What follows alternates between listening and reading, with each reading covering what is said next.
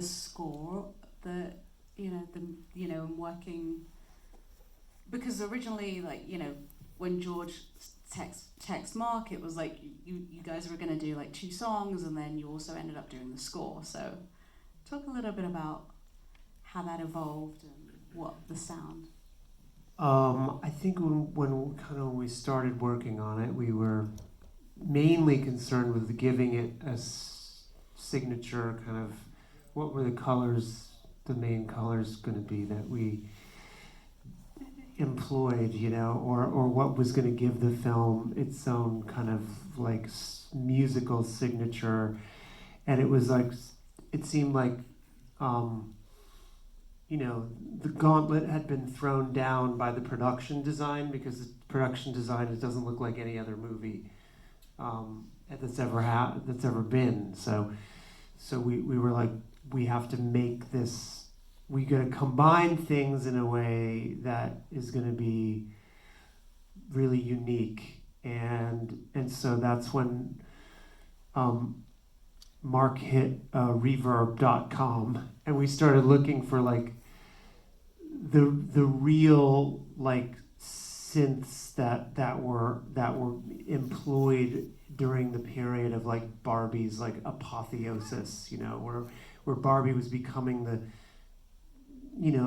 doll that everybody knew about, and which would probably be like around 70s or 80s, right, when it was just like it had already sort of conquered the world of dolls, So we bought this keyboard called the CS80, which is we didn't, Mark did, because and it's a very. I had to mortgage my house. Yeah, exactly. We got some cheap things first. Yeah, we got some cheap things first. Greta, she loved the sound of these synths, and we're like, when else are we gonna ever have this Totally. who's so in love with this sound, and we're so in love with this movie. Totally, and some of the synths that we knew were being used in some of the scores from that period of time. Some of those classical scores were using like the Yamaha TX, and then we bought or Mark bought a CS80, which is the big dice. I mean, that's the big boys. There's really only like maybe 30 or 40 of them left in really good working order in the world, and they just have this incredible sound that's like water. I don't really know, it's the most fluid sounding keyboard that I can think of. And so once Mark bought that, and we had that we could sort of employ,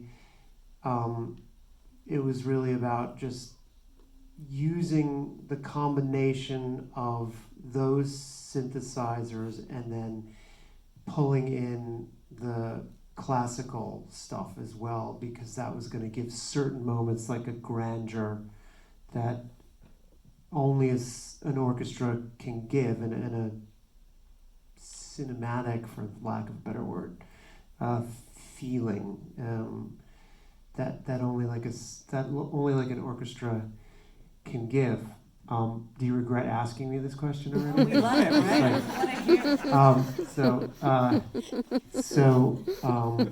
Yeah, and then it was, because it was our first score, I think we probably, and we wanted to impress Greta so much, I think we probably, and again, we'll tell you when we do our second movie, but I think we probably did more writing than we maybe needed to. I don't I just don't know. We did a lot of different. We had to do a lot of trial and error, and Greta was also very important in picking, and Susanna Parich was also very important in helping us find which ones of the cues that we...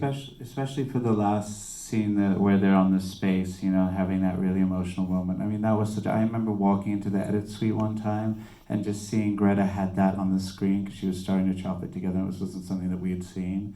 And it was so like Heaven Can Wait, but like meeting your God and all I did was see a still of it, and I was like, "What the fuck is that? Like, what is that's in the movie too?" You know, and I remember walking out and just actually going home and writing a piece of music, just being so inspired by the still of that. So when we actually came time to score that part, we did write about 17 pieces of music because we knew that whatever had to happen at that moment had to be like not only this really important cathartic emotional thing, but also not get in the way of all this beautiful dialogue, and then at the same time set up the Billy song perfectly, because it really had to just like, the Billy song had to just like unfurl from that. So but yeah, we could be in the studio, and every time one of us would think that we had it done, and I'd be like, "What do you think?"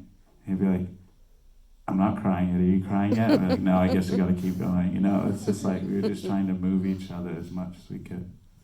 So you're going to be scoring more movies. Like, I can't believe this is the first time they scored a movie. Like, that's an insane thing to hear. And